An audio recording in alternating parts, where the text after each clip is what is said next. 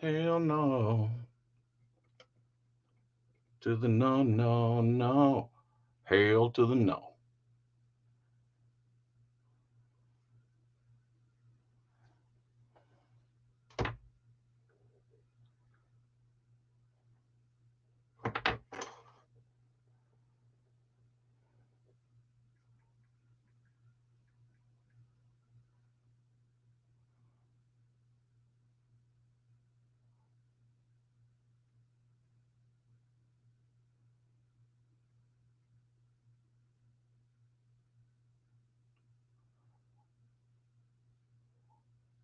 All right. Liberty Ninja, what is up?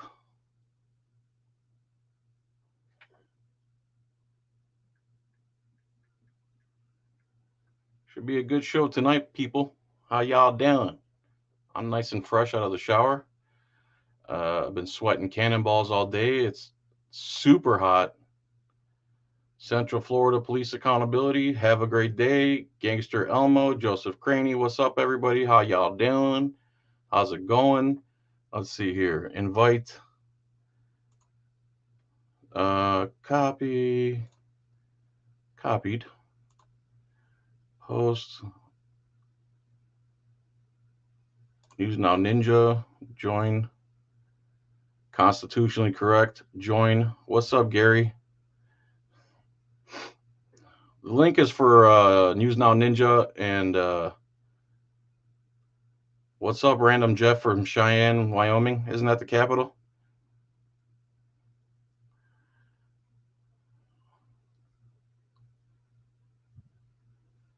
How do I sound? Okay.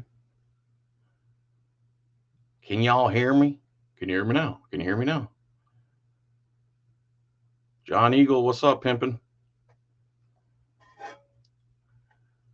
Oregon Rogue, what's up? Thanks for subscribing. You are now eligible for the flashlight I'm going to give away in a couple days. Thursday night. I'm going to be giving away. Where is it at? Is this it? Nope. Is this it? Nope. I just had it here. Of course, I can't find it. Good thing my head is attached, right?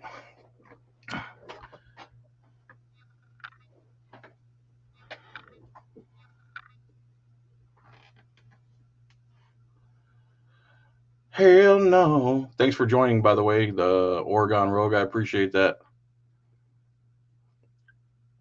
Use Now Ninja, where you at, bro? 110. My God. In Oregon. Oh, my God. Is it Oregon or Oregon? How you say Oregon? I say Oregon. Anyway, thanks all 29 of you for being here. I really appreciate it. Much love. Where's my people at here? Ninja, where you at, brother?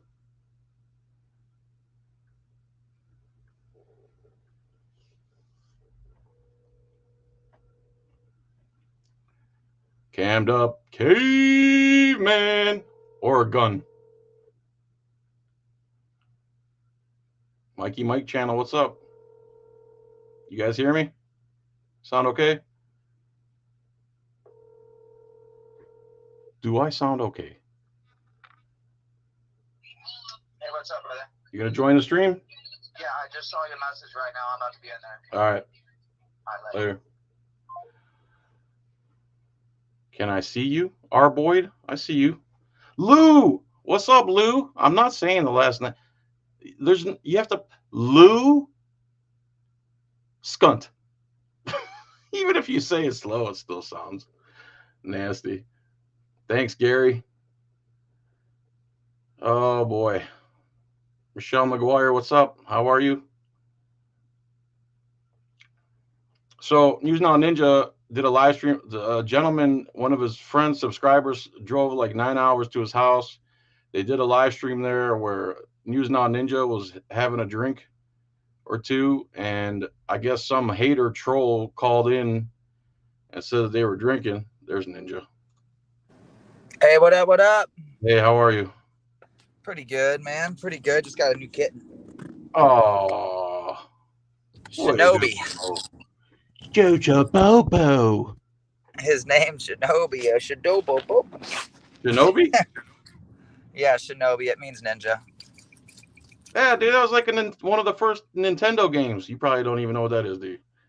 Dude, I grew up on Turbo Graphics and then Atari. Come on now, I'm an '80s Oh, baby. so you know what the Shinobi was? That was where the jump around the trees and throw Chinese stars at everybody. Yeah, it ended up being like one of the number one go-to Japanese animes, actually, All back these in the years, I day. didn't know Shinobi meant ninja. Yeah, but essentially, guys, and first and foremost, thank you, John, for having me up on your panel to discuss the situation at hand. There's an individual whose name is Matt Reardon. He goes by Lafayette County Audit. Um, he traveled down here from Mississippi after spending a year in prison. After trying to file complaints on a sheriff's department about corruption to the FBI, he's finally free. And he traveled down here to do some work with me in Texas, find a different state to live in because he's really not liking Mississippi after the way that they've treated him with the tyrannical actions. And so he came down here to look for work, and Good Citizen News was nice enough to give him a place to stay while he's going to be down here. Well, the man drove 9 hours and he finally made it to my house. I had prepared some dinner, so we had some dinner and gave him a glass of water.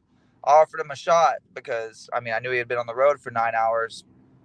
I didn't know he was expecting to go out to Galveston, and he told me, he was like, dude, I haven't drinking in 3 years. And, I totally respect those that have gone years without drinking, that used to drink. And so I never offered him another drink. He never had a drink in my presence. I know for a fact he had zero blood alcohol level, and he left for Galveston after having dinner at my house and a glass of water. And the second he pulled into Galveston, he was pulled over and arrested for DWI because someone made a phone call saying that they witnessed him drinking and driving on the internet. So someone called in a false police report saying that they witnessed this man drinking and driving, even though he did not drink and drive. Go.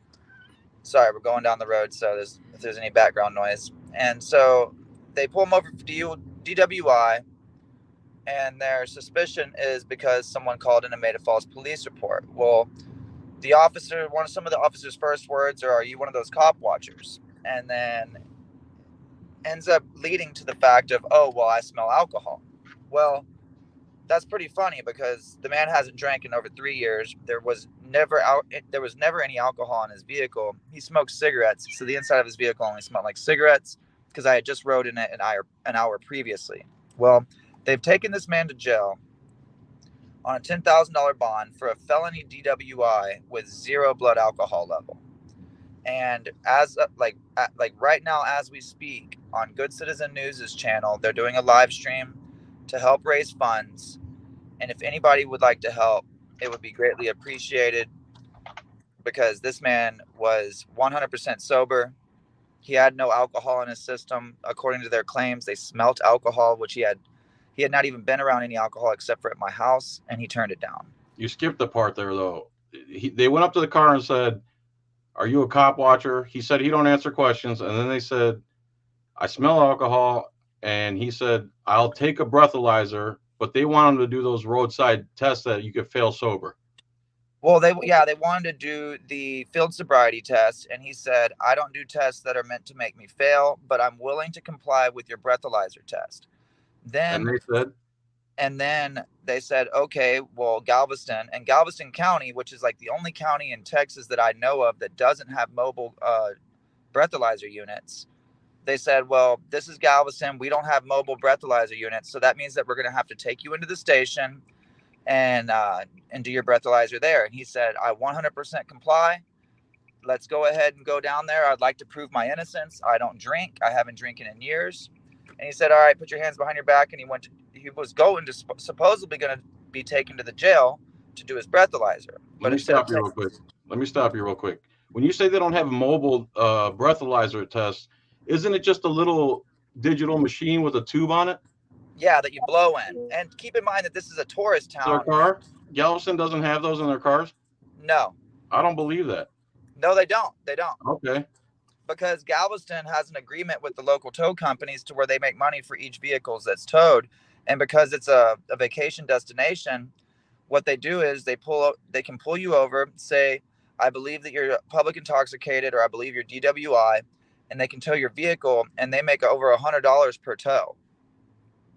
Okay, so he agreed to go down to the police station and take a breathalyzer test at the police station. Yes, sir. And So instead of taking him to instead, the, they so took him to the instead, hospital, and 10 officers or 8 officers or whatever it was held him down and forced blood out of him after a judge signed a warrant for his blood. 10 cops at the hospital held him down and jabbed him with a needle and drew his blood. From what I've been told, I haven't been able to review any body cam footage or anything, obviously, because it's still under investigation. But this is the message that I've been relayed from people on the inside of the hospital that we know that work there, and from Matt over the phone from jail. Okay, so they held him down, they drew his blood, and they put him in jail, waiting the results, right? Yeah, awaiting the results. Guilty until proven innocent. So he's been sitting in jail for how long? About a week. Thursday he got arrested, and what is it, Tuesday now? Okay, so 5, 6 days, 7 days almost, and they wanted 10,000. They wanted all the money up front, and you were only able to find one bond company that would pay the bond, right? Well, for the past 5 days, ever since his arrest, literally ever since his arrest, we've been on the phone with bonds companies and everybody we can, trying to obviously get the situation resolved. Mm-hmm. But every bond company told us that they were not willing to take 10%. They weren't going to work with us at all. And they want the full $10,000, which at that point, as everybody knows, it would be completely pointless, because then I could just bring the $10,000 to the court and bond them out cash. I don't have to go through a bonds company to pay a percentage. And so it was redundant. It was pointless. They were literally just saying, we're not going to represent this guy. He's from out of the state, and we're not going to represent him. And so we couldn't find anybody until today, finally, after a week of calling people pretty much. Finally found a bonds company that was able and willing to let us give them $1,068, I believe, of the $10,000 down, so that we could get them out until we can receive the blood cultures, or whatever they call them, the blood sample. Yeah, just to find out what's the percentage, because after that percentage is publicly known and we have those results, we're going to be able to prove his innocence. And this whole thing was for nothing on their behalf. So all we're asking from the people is to essentially raise, I think we're at a little over 300 so far. We're like less than $700 away from getting this free man out that was arrested on felony DWI, and he hasn't drank in multiple years. Okay, now how can they donate a few bucks? Are they still live right now? If you look at Good Citizens, so if you go into Good Citizens chats, I have been posting his Cash App link until I got on this chat, obviously.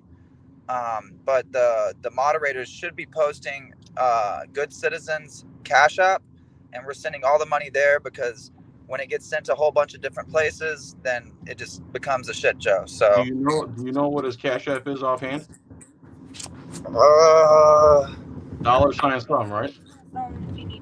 It's like $sign Good Citizen News. Hold on one second. I can use my lady's phone and just go to the chat real quick. Give me just 1 second, John.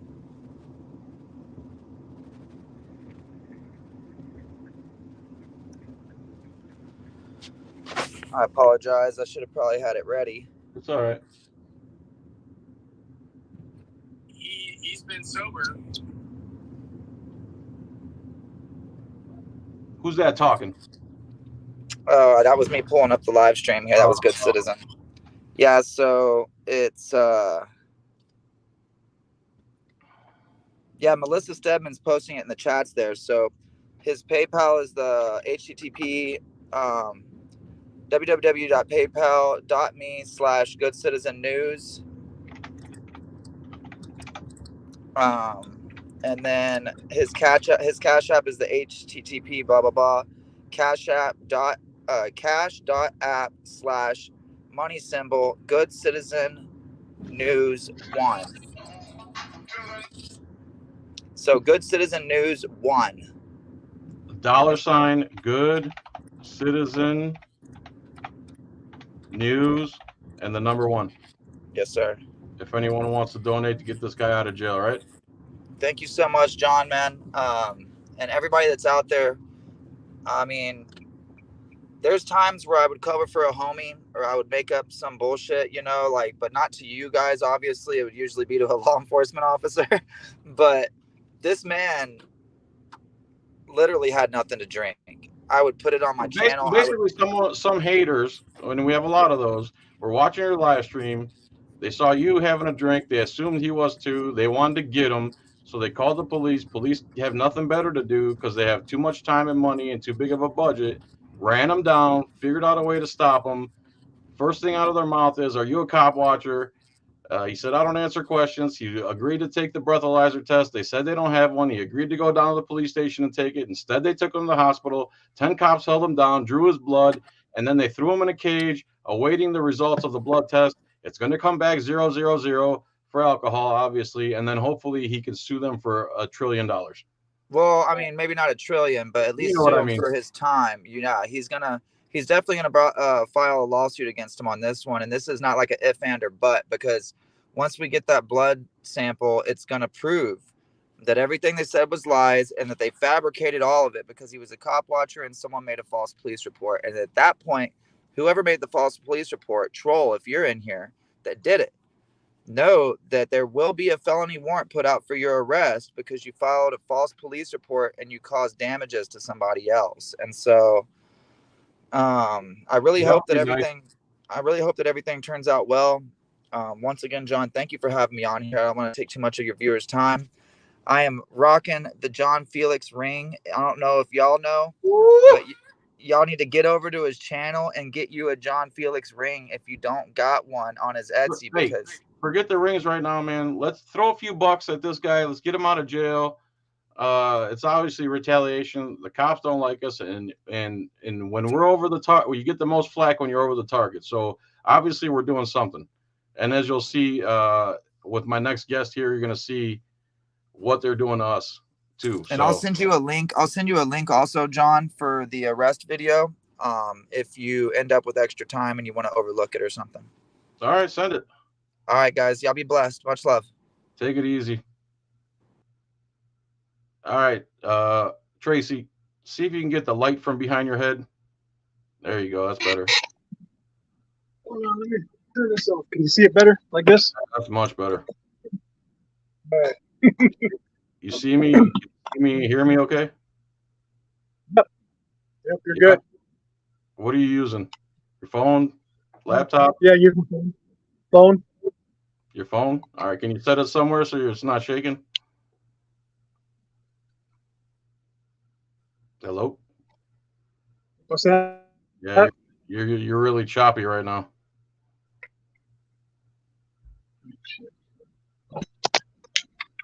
Do you not have good internet where you're at? How's that working? I mean, you can't. You're still frozen on the screen. There you go. All right, set it down somewhere so it's not moving around. How about? All right, hold on. Let me set it right here. There we go. How about that? That looks good. Better? I'm able to move here. Okay. All right. So this is constitutionally correct. He friends with Caveman. Caveman introduced him to me. He helped me a ton with my trespass case, and he's hyper focused and has been doing a ton of research about just law in general, especially when it comes to auditing, trespass, Sheets versus Punta Gorda. What do you want to talk about first, Sheets versus Punta Gorda or the trespass deal? I guess it doesn't matter, but one thing I'd like to say first, though, is that most people need to remember that there's a big difference between what do you call it? It's like legal advice and legal information. So a lot of people will try to think legal information is actually legal advice, but it's not. Legal advice literally is something that gives the two people like the feeling like they're in some kind of a contract together. So if your friends and your family and whoever else, the cop down the road is giving you information about something legal, they're not giving you legal advice, so you don't have to worry about that. So anything that I say in this is all going to be nothing but legal information, because you and I have no contact, no contracts or anything like that. I'm not going to be trying to represent anybody or anything like that. So I just wanted to get that out of the way. There's a big difference. Are you close to your modem by chance? Yes, this is not going to work if you keep freezing up. I guess one of the things I would like to see. It's not working, Tracy. Yep, it's not going to work, dude. Yeah, I'm just going to call you. So, you know what he looks like? I'm just going to call him right now, and you'll just be audio only, okay? So I'm kicking you out of here.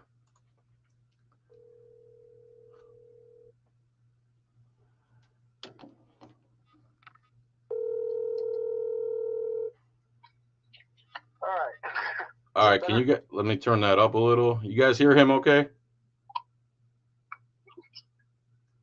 Hello? Yeah, can anybody hear me? I'm sure they can hear you. Okay. Okay. So this is not legal advice. It's legal information. Tracy has been digging deep into the law books.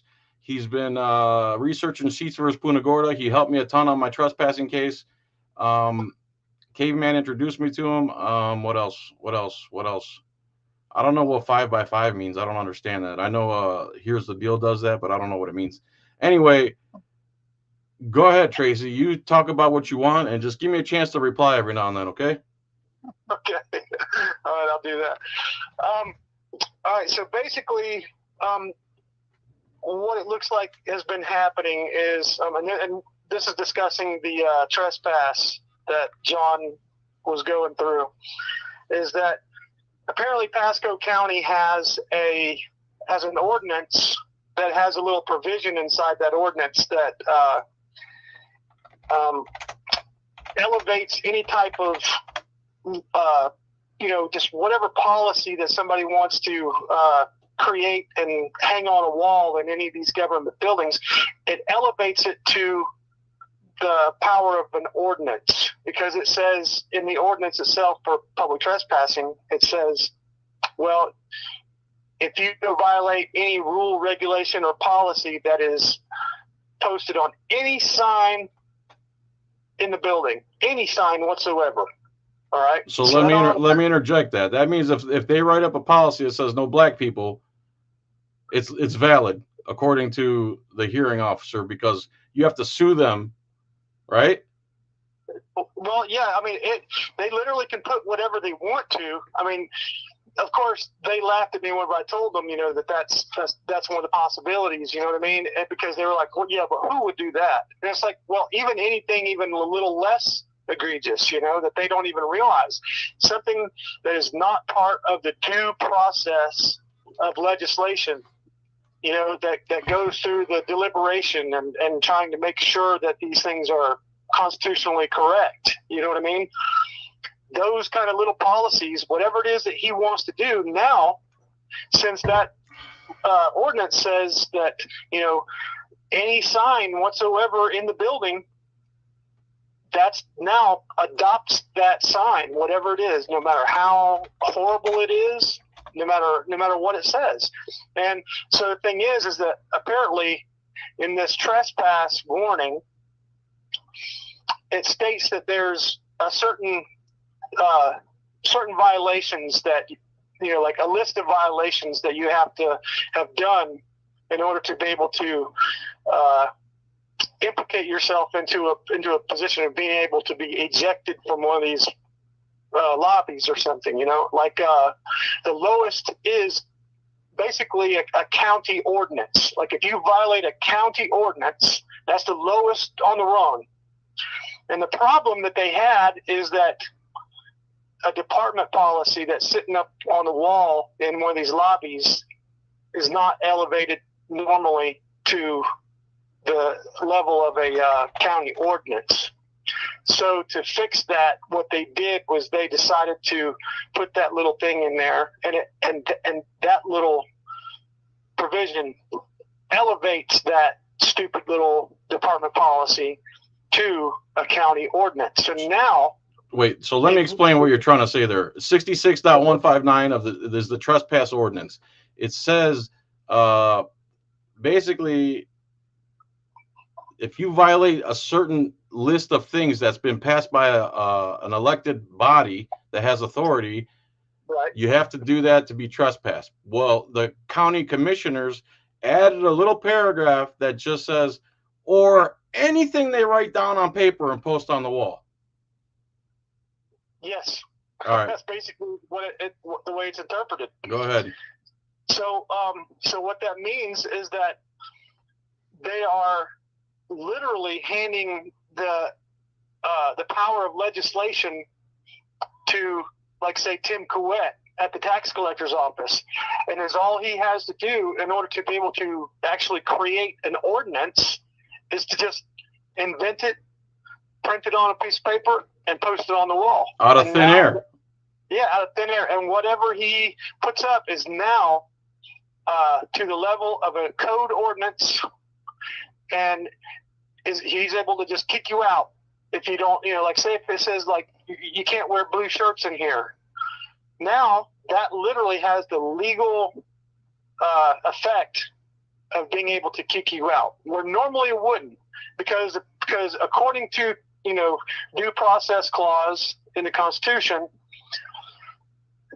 the only way you can be kicked out of one of these places is if you violate an actual law, not just a little department policy, but it has to be something that was, deliberated, in the correct way, and ratified through the commissioners, and, made sure that everything was okay with it, and goes through that little due process.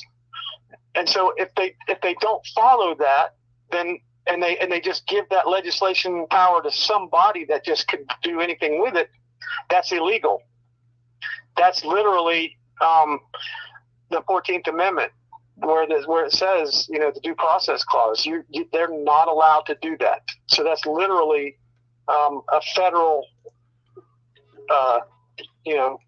violation. Yeah, for them to do that, and that's always been a very big no-no to delegate, and especially even if you create an ordinance that says that somebody can do something or whatever, and it gives them like a little bit of power to do something or whatever, you still even have to create a guideline for that person if they're going to fill up the rest of that ordinance with whatever they have got to do. The commissioners still have to come up with a guideline that keeps that person, constitutionally correct in that. They have to, and they didn't even do that with this. But this one's a blatant, straight out, just gives Tim Couette or any person in any unincorporated government building, just gives them just carte blanche. Just carte blanche. Yeah, do whatever they want to, and kick anybody they want to out any way that they want to now with that, and so it's pretty it's pretty bad. And I've warned these people. I've called these people and let them know. I've told them. I said, look, you guys have got some problems with this thing, and I've emailed them. And so the next step is going to be to take them to court and sue them to get it to get that off the ordinance. And then you're looking at Tim Couette over there. Tim Couette is the deputy tax collector for Pasco County tax collector's offices. I think there's like 6 in the county, and he's the one who just creates these signs. Like, he creates these policies out of his own bald head, and then he gets them printed from some printing company and just slaps them on the door. Like, the first sign he put up said, "This is a private area." The lobby of the tax collector, it says, "This is a private area." So Yeah. I have the whole court case on video. You're gonna love it once I get to it and edit it. But go ahead. And also they were talking about they were saying that no video recording in here per the DPPA, which is the Driver Privacy Protection Act, and so it has zero to do with the DPPA. That has nothing to do with it. The DPPA doesn't authorize them to be able to restrict First Amendment, activity or anything like that, and it doesn't even restrict anything physical, any kind of a physical action in their lobbies or anything like that.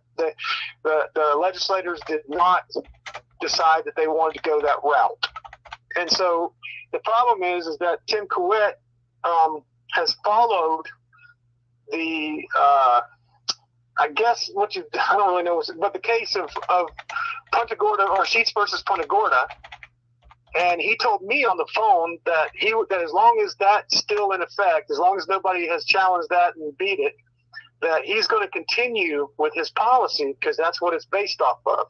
And you can tell because when you go to the Pasco County tax collector's website, they have the policy up, and you can, and the first half of it speaks a lot about like what they think that they're reading in Sheets versus Punta Gorda, and they're trying to utilize it in their little policy. And then the second part is the exact copy of Manatee County's ordinance that they copied not too long. Well, right after Caveman got in trouble over there with them, and that's the whole thing.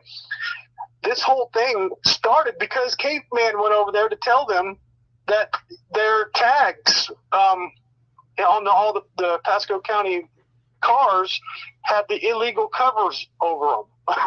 Right. So apparently, and I don't know really the whole story. I don't really understand the whole story, but I know that apparently they didn't like that, and and Caveman didn't even understand that at first that's why they were doing this to him. You know what I mean? They just started really treating him horribly and started trying to implement this new policy against him.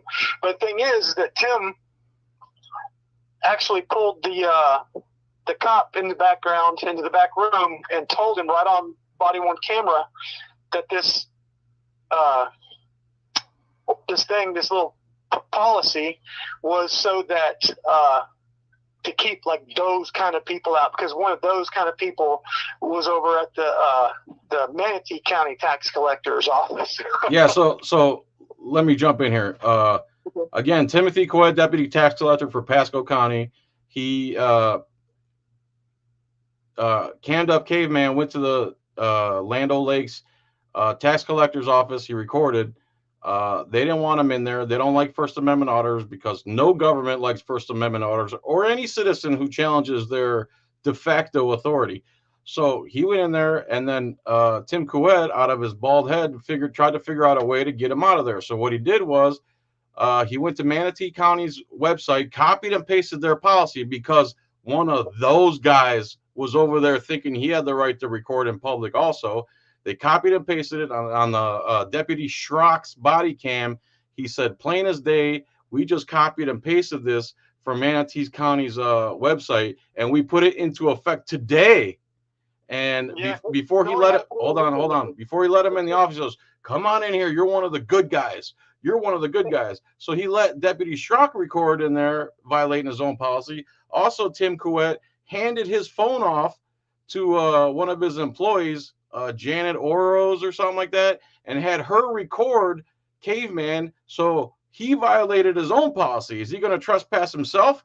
Another thing, that same case with Caveman, on the outside of the building, he told Caveman he was being trespassed for violating federal law, the Driver Protection Privacy Act, USC 2721, which has nothing to do with Caveman, has nothing to do with the general public. It is a guideline for employees of the DMV and what information they're allowed to disseminate from the motor vehicle database. Go on.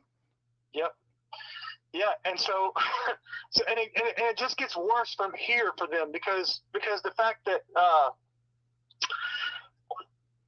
they're trying to. Well, let's see. I wish I could have wrote notes while you were writing while you were talking about that. Because that's part of my ADHD problem is that I kind of get off track a little bit. Take your time, dude. But basically what's happening is since they're doing all this stuff, since they're trying to create all these these problems. Plus the other thing is Amanda Ferguson is the contact over at Manatee County, because the other thing they want us to do is to get permission to exercise our rights at their thing. But the funny thing is that whenever you look at the website and you try to call that phone number that they leave on there for Greg Giordano, which is the contact, you can't. That phone number doesn't work because the last number is like a couple of numbers off from the actual real number, so you can't even get a hold of them to get permission. Yeah, that's another thing. Tim Couette, deputy tax collector for Pasco County, said in my hearing. He said, "We just ask that people ask us ahead of time if they can exercise their rights inside the lobby." And then when I was talking to Matthew Maggard, who was the hearing officer for my case, he goes, "You don't think it's reasonable that if you just ask them ahead of time if you can record in there?" I go, how is it reasonable if I have to ask permission to exercise my rights? It's not a right at all. Go ahead. Yeah, because the thing is like, what are you going to do? Are you going to say if you walk in and you see Tim Couette yelling at someone or something like that, and acting a fool, in the lobby or even in the background or something like that, and you pull out your camera, are you going to ask him for permission to video, right, whatever he's doing? You're not going to. That's what disseminating this, information that's public interest is actually about. And right. The weird thing is that these people cannot understand that when we go out there and we pull our cameras out to do these things, this isn't just like fighting for our rights to video the wall in a lobby, or video a piece of paper that's stuck up on a lobby, a pamphlet or any dumb thing that you would see, that would normally take up the time of an auditing video. You know what I mean? Where they're just kind of like in there, just kind of taking up their time, and they're just showing, some like little information stuff. They think that that's what we want to do. No. But that's not what it's about. It's about literally being able to pull your camera out whenever you need to in order to catch evidence and be able to do it confidently without feeling like you're going to be kicked out or retaliated against. It's to show the good and bad of government. Yeah, and that's the thing is that's the reason why it's so protected. It's because it's not like regular speech where you're just trying to, give like an idea of something, kind of like express your idea, like, hey, I don't really like President Trump or Biden or something like that. It's not like that. It's like, hey, you son of a bitch, I just caught you doing some really, really bad stuff on video, and I'm going to disseminate it so everybody knows about it. It's a totally different, kind of a creature, So tell them about the part. Tell them about the part where in the trespass ordinance 66159, the last part where it says First Amendment acknowledged. Yeah, this is okay. So this is the part where I tried to explain this to Sam Boundy, who's the one of the assistant county attorney for Pasco County. Yeah, and he's the one that was like kind of running the show with against John in the hearing. So basically, here's a little weird kind of a faux pas that they've done on this thing is that they have literally trespassed John Pelax and Cammed Up Caveman for exercising their First Amendment rights. Now, at the bottom, at the very end of this ordinance, it says that if you need to go and do services or anything like that, or exercise your First Amendment right in that lobby or that place, then you have to get permission from the magistrate, and he shall not unreasonably deny it. So I emailed him and called him today asking for his permission. And he called me back. But go ahead. Yeah, and so the thing is that there's this big, circle loop weird thing. Like, okay, so they got trespass for exercising their First Amendment, but now they're supposed to be able to go exercise their First Amendment, which would still violate policy. It still violates policy. So it's a catch-22. Yeah, and that's why that little section, that 2A or A2 section in there about the any sign is what they call post turtle, because if you're driving down the road and you see a fence post and there's a turtle sitting on it, you know it didn't get there. It's not supposed to be there. You know what I mean? It's a phenomenon. It's something that's just ridiculous, and it's phenomenon.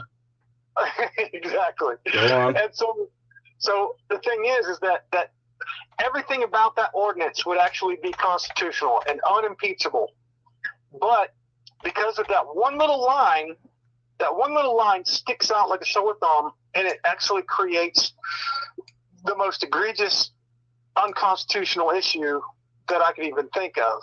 You know what I mean? It's a very nefarious little line.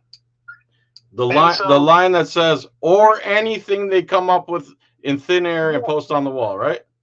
Yep, that line right there. And that's the worst thing in the world. I mean, it sticks in my head like a sore thumb. And so basically, I think what we're going to end up doing is we're going to be doing a lawsuit against a bunch of us are going to do lawsuits. We're just going to all jump in and just do this, because from what the Supreme Court tells us, even you guys, if you can show that you really honestly would want to go into that place and exercise your rights, but you won't do it because you're afraid of the of being prosecuted, being trespassed and stuff like that, you're allowed to have standing for a litigation just by the mere decision that you wanted to go do it but decided not to. It's called self-censoring. And the court said that it would be ridiculous to require people to go subject themselves to prosecution in order to just get standing for a constitutional issue. Right. So therefore, just the fact that all you have to do is to prove that you have standing is say that you wanted to go, but now you have decided that you're not going to go after finding out that they will prosecute. Because the other prong of the test is to show that they will definitely, that prosecution is imminent. And so today, when we heard the news that Matthew Maggard had decided that John Felix was definitely still going to be trespassed, and that gave us plenty of understanding that it is imminent, that if I go and exercise my rights in their lobby, that I will be prosecuted. So therefore, it gives me standing to be able to sue them in a federal court. And it gives the same thing with everyone else. So they could have 50 lawsuits, 150 lawsuits come at them for the same issue. Basically, anyone that lives in Pasco County has standing at this point. Anywhere. Anywhere. Anywhere in the state. If you want to get in your car and you want to come here and exercise your rights in that lobby, and you felt like you can't do it, even if you have to drive 3 hours away. So you know what I mean? Anyone in the state has standing at this point to sue the Pasco County Tax Collector's Office for viewpoint discrimination, First Amendment violation, what else? 14th Amendment? Yeah. I'm sorry, you broke up. Content-based, because he can't prove, he can't prove that videoing in there even has the effect of acquiring personal and private data. Hold on one second. Let me read this comment because the guy threw me $5 here. Okay. Scalzo Photo says, if it says they shall not unreasonably deny you first test it. If he denies you every time, then how do they define unreasonable? That's a good point. I'm going to test it. I already sent him an email today and a voicemail. He told me to resend him an email and include the assistant county attorney on the email, which I told him I didn't want to because it's the hearing officer's decision only. But he said as a courtesy to send it to Sam Boundy too, which I will. I'll send it to Sam Boundy. And again, if they have no reason to deny me exercising my right, and if they allow me to exercise my First Amendment right in the lobby of the tax collector, then I'll still be violating their policy. So the ordinance is wrong. It was written wrong, and whoever added that section in is a piece of trash. Go on, Tracy. Thank you so much, Scalzo. Go ahead. Yeah, I mean it's insane actually, because it opens them up for so many different things, and the problem that it mainly is that literally if that thing weren't there, if that little provision wasn't there, then Tim Couette would not have the power to be able to eject Cammed Up Caveman and John Felix out of his lobby, or anyone that didn't create some type of disturbance, just because of of a department policy. That's why whenever you see these auditors, they say, "Hey, I don't care what the department policy is here. You can't kick me out because of that department, because that department policy is not a county legislation. Something that was due process.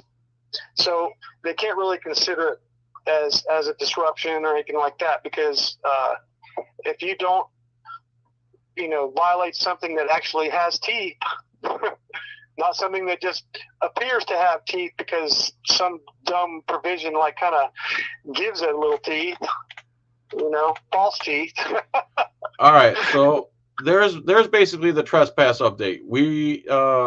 The hearing officer upheld the trespass because he said I violated the policy, and he doesn't have the authority to rule whether the policy is unlawful or not. And I told him, then if they wrote a policy that said no black people, you still wouldn't have the authority to rule if it's legitimate or not, and no black people will be allowed in there at Timothy Couette's will until somebody sued him for it. And he goes, well, it would never make it to me, blah, blah, blah. But that's what you're saying. Since you can't rule on it, they can write anything on there. Anybody praying, anybody wearing a cross, black people, red shirt people, people with beards cannot come in here, and you can't do nothing about it up until the point that somebody has to sue. So they've given Tim Couette, Mike Fasano, the actual elected tax collector, the right to make legislation straight from the top of their head out of thin air. So That's it for the trespass update. They upheld the trespass, but you're going to want to watch the footage of the trial, hearing, whatever you want to call it. How entertaining was that? It was a very long one. Was I entertaining though? That was entertaining. Did I do okay? Yeah, you actually brought out some points, and you definitely made that security guard. I destroyed him. Oh, you made him backpedal a lot with some of the stuff that he was saying. And the funny thing is that you had caught on to the fact that they were trying to use a buzzword that was, they were saying that you were creating a disturbance, all right? But they couldn't get to any details about what exactly was creating a disturbance. They created the disturbance. Yeah, and they just sit there and they're like, well, you created a disturbance. And you're like, okay, so what about it was it a disturbance? You just created one. You created the disturbance. Okay, well, just explain to me. Just tell me what was the disturbance. Tell me, was there details? What did I do? It was just you created the disturbance. And that's all that you do. They just because we said so. Because we said so. Just trust us. Anyway. Just trust us, Juan. The main point being, not the main point, but an important point from this is anybody who lives in the state of Florida right now can write up a notice of intent to sue Mike Fasano, the tax collector's office, and the county commissioners for First Amendment violation, 14th Amendment violation, viewpoint discrimination. Anyone who lives in the state of Florida right now could sue them and possibly gain dividends or whatever you want to call it from it. Yeah, monetary damages, All right, let's move on to Sheets versus Punta Gorda so it doesn't drag on forever, okay? Okay. So with Sheets versus Punta Gorda, I did a critique on it. I dug really, really deep into it, and I realized that judge was out of her mind, completely out of her Gorda. Do you know her name? Just her last name is Chappelle. Oh, wow. Okay. I can't remember what it was. It was something Chappelle. But anyways, Judge Chappelle. And so, but you didn't catch that? You know, out of her Gorda? I pulled a John Felix on that one. I mean, because she was fat? Is she fat? No, I don't know. But, you know, like gourd, they usually call your head the gourd. You know, she's out of her gourd. Gorda means fat lady in Spanish. Let me do the jokes, man. You do the analysis, okay? We'll do that. So what happens is I dig down into it, and I'm seeing that she's cherry picking quotes and from all these different opinions and stuff, that she's citing. And the weird thing is like the quote that she posts in there would be like a half of a sentence that made it sound like it was, really in her favor. But then the thing is, when you go to the actual citation, the actual opinion, and you find that quote in there, you'll see that was only half of the sentence, and the rest of the sentence talks about how unconstitutional that first half of the sentence is. You're getting ahead of yourself, though. Give him a general idea of what Schutzer versus Punta Gorda is. Okay, so basically what happened is these people, Sheets went over there to the city hall, and he did a FOIA request, and he had a body camera on, so everybody knew he was videoing, and they didn't like it, and so they told him that everybody there has a right to privacy in public. In public. Yeah. Right, and they said the reason why is because apparently somebody else had went there, and all of the, I guess they really acted shitty to whoever it was that went there, and so a lot of citizens called in and really, really, redressed their grievances with them. You know what I mean? Uh-huh. And it really, it scared some of these employees, is what they said, and that there was all kinds of cussing and all kinds of bad stuff, and so they thought that they needed to stop that to make it stop, but which they're not allowed to, because that's the constitutional right for anybody and everybody to make phone calls and redress their government, and the whole remedy for that is for them to actually act right. You know what I mean? That's how you stop that. And so the thing is that he ended up, they ended up trespassing him and saying that, he didn't have the, and they had this ordinance that stated that, you're not allowed to do this, video anybody in the hallways or anything like that without their consent. And that included the government employees. Which is ridiculous. So, yeah, which is completely against the Constitution and against, every ruling that ever talked about any of that stuff with the U.S. Supreme Court. All right. And so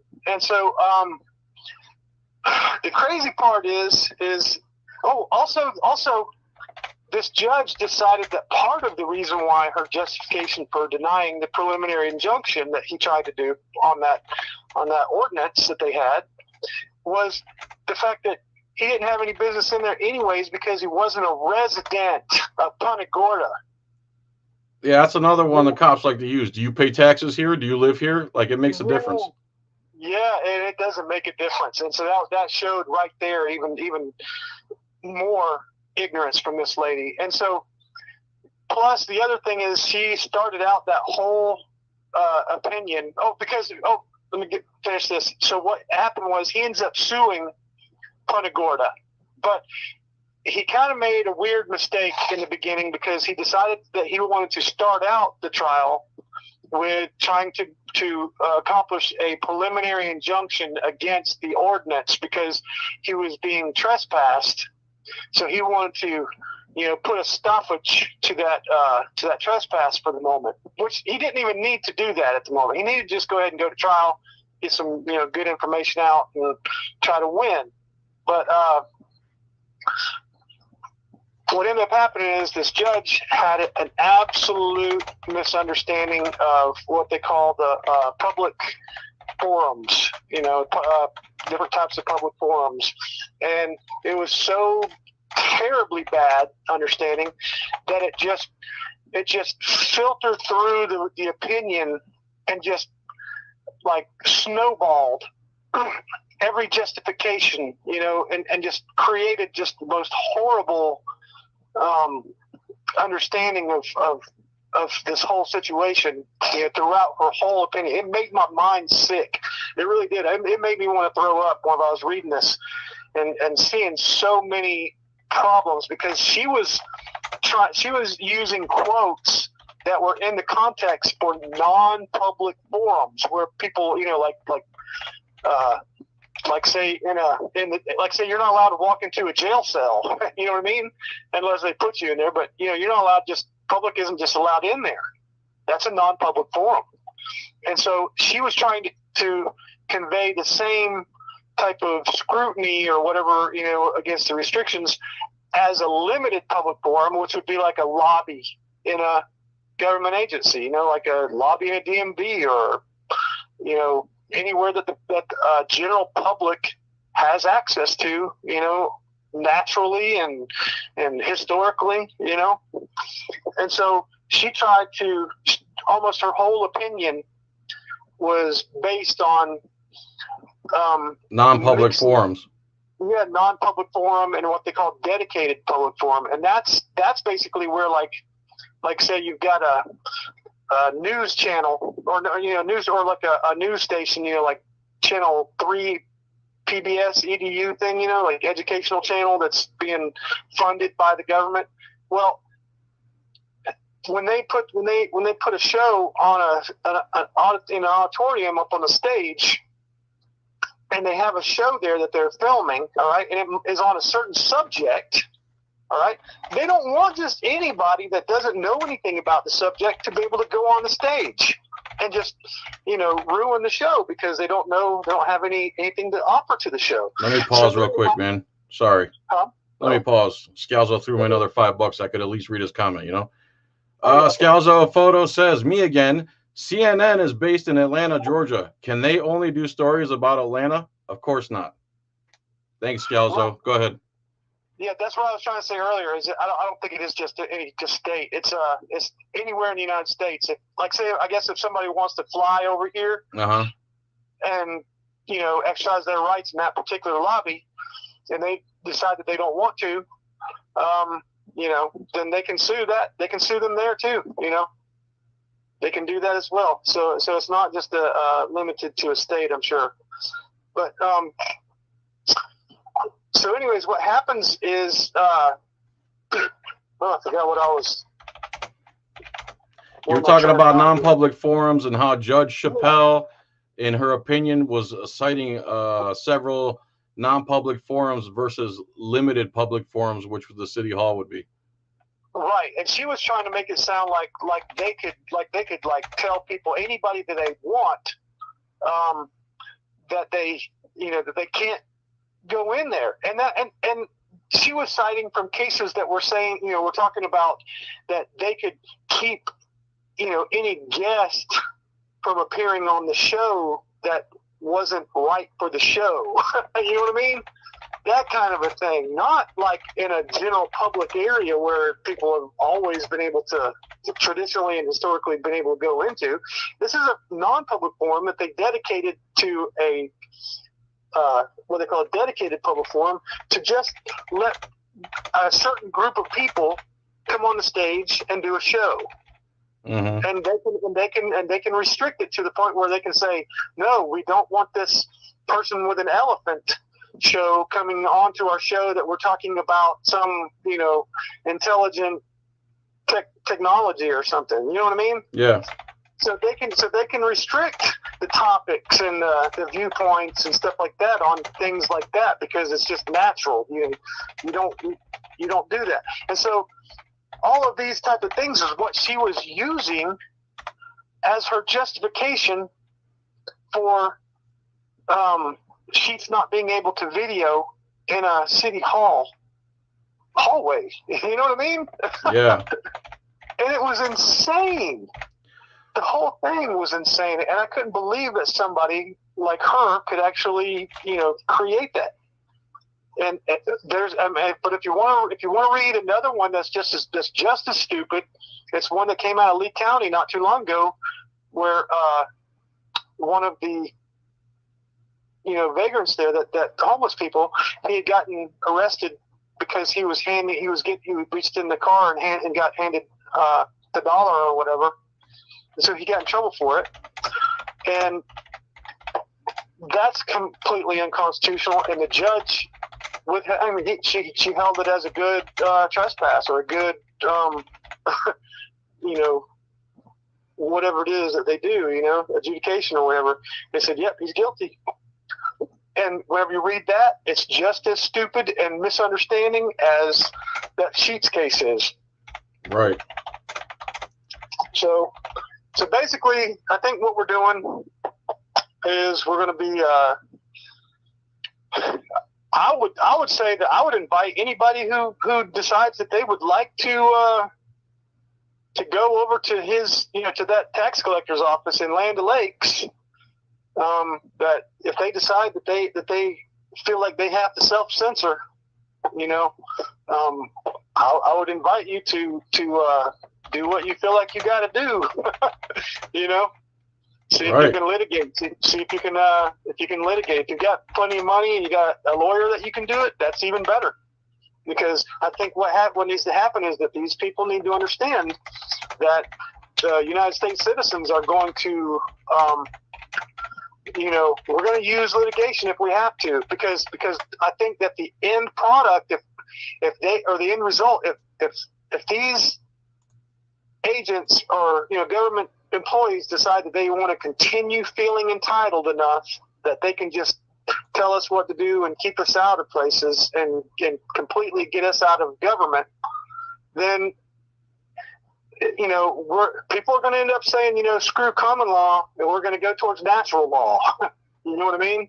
Right. Natural law will take the place of common law, and I'm sure that will probably put everything back into a balance again. You know what I mean? Because then that's whenever the people will come out with their their rifles and militia and decide that these government agents have just took their power too far. Yes, sir. And so the thing is that right now we've got other options that we can exhaust before that kind of a thing happens, and that would be litigation. And if we have to do mass litigations to one single agency, like just I think that's a great idea. Just bind them with where they look at it and they go, oh my God, there's no possible way that we could fight this, Yes. I think that would be perfect. I think that that's what the Constitution is about. I think that is like, that's the epitome of what we're supposed to do in these cases. We're supposed to all band together, and since litigation is what they understand, then litigation is what they should get, because that will speak way louder than just a phone call with some expletives being spewed at them. You know what I mean? I believe litigation is the way. We're all going to have to figure out how to do it pro se, because lawyers don't want any part of this. They golf with these guys. They hang out with these guys. It's like wrestling. In the ring, they hate each other, but when the camera shut off, they all go have a drink at the same bar. They all share the same women, et cetera, et cetera. I think that's good for now, Tracy. I'm going to try to bring some more people on. I thank you so much for coming on, okay? All right. Well, thank you too, John. Much love, dude. Thanks for all your help in my case. And I can't thank you enough. And let's move forward with this. And I talked to J-Town Press today, and she said she's all aboard with what you're talking about. And let's get it done, all right? Let's do it. All right, sir. On the way. All right, brother. Thank you so much. See you. All right. April, would you like to come on the stream? April, James, you can come on the stream. This big Nick guy that came in here to call me, I think he was calling me a fake tough guy. All of a sudden, he disappeared. Isn't it funny how all the haters are super tough and super big mouths? Here you are, bro. Jump on the stream. Any other haters, where you at? Jump on the stream. Put me in my place. Please put me in my place. Please.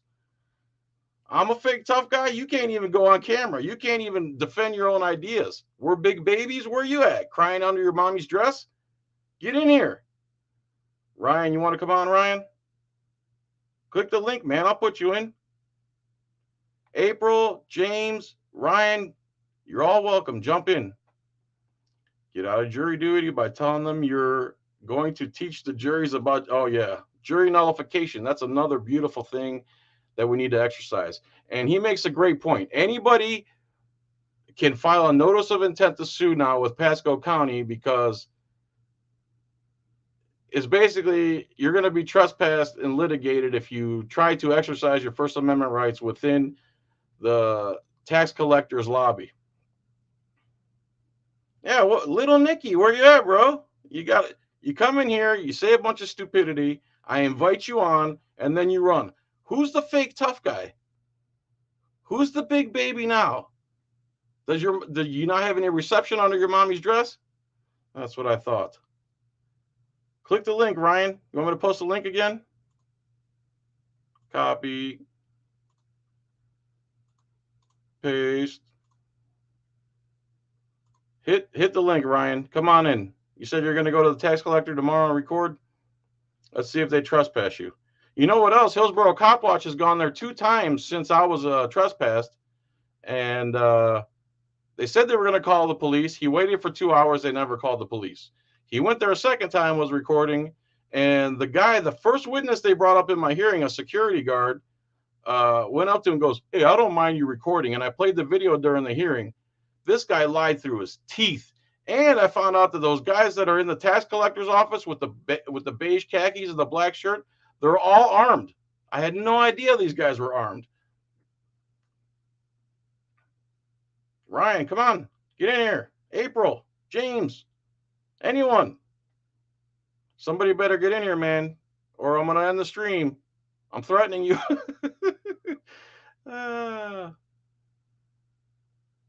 I've been in jail before. Why would they call me up? What do you mean by that, E? This is a public service. This is a public service. You're the guy from Orlando, right? That had what's her name? There's Ryan. This is a public service. I featured one of his videos in my last video. Ryan, get the light from behind your head, man. I don't know why that aggravates me so bad, but it really does. This is a public service. Went to Orlando City Hall, and Cassandra Bell, the media blah, blah, blah liaison, would not leave him alone. He says, "I don't need your help." It's just, "I'm going to help you. I'm going to help you. I don't want your help, but I'm helping you." "Well, I don't want your help." "Well, I'm going to help you then." God, that lady was so aggravating. I sent her a scathing email. Let me see if I can find it real quick. Where'd you go, Ryan? You went to change the light bulb? Direct D, what up? Caveman, you can come on too. Direct D, more than welcome to come on the stream. See if I can find this email here. Cassandra Bell. What do you mean no message found? How dare you? All sent messages. Search Cassandra. Maybe I spelled Cassandra wrong. What are you talking about? Let me just put Bell in there. John Felix. There we go. Ryan, where'd you go, man? Oh my God, dude, that lady. Oh, Christopher Ruff in the house. Real quick, before I bring on Direct D, here's the email I sent to Cassandra Bell. If you don't know who she is, go to This Is a Public Service YouTube page and watch this lady from Orlando City Hall. But the subject is forcing yourself on others. I just watched your disgusting attitude and repeated stalking and harassment of a journalist. I'm sure you wouldn't want somebody forcing themselves on you, so maybe you shouldn't force yourself on others. He told you over and over that he didn't want your help, and you kept forcing yourself on him, then had the gall to say you didn't want him to record you acting stupid. I hope you realize what a complete imbecile you made out. I hope you realize what a complete imbecile you made of yourself. All right, Direct D, you ready? Direct D in the house. What is up, brother? What's up? How are you, sir? I'm great. Thanks for coming on. Absolutely. I don't know what's going on. I just saw a StreamYard's link and thought I'd click on it. I felt like clicking on some shit. Good. Welcome. You are going through some stuff. You are fighting your own battles. Pro se. They've railroaded you. I don't know how many times now. And the judge, was it the same judge for every case? Yeah. What's his name?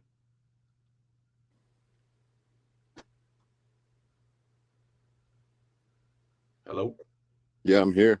What's the judge's name? Raymond Schumacher. Raymond Schumacher and he was the judge for like all 6 convictions, so to speak. Yeah. And let me understand if I get this right or wrong. He basically just doesn't like you, and he doesn't like your style, and he doesn't like your approach. So he's sentencing you. Go ahead.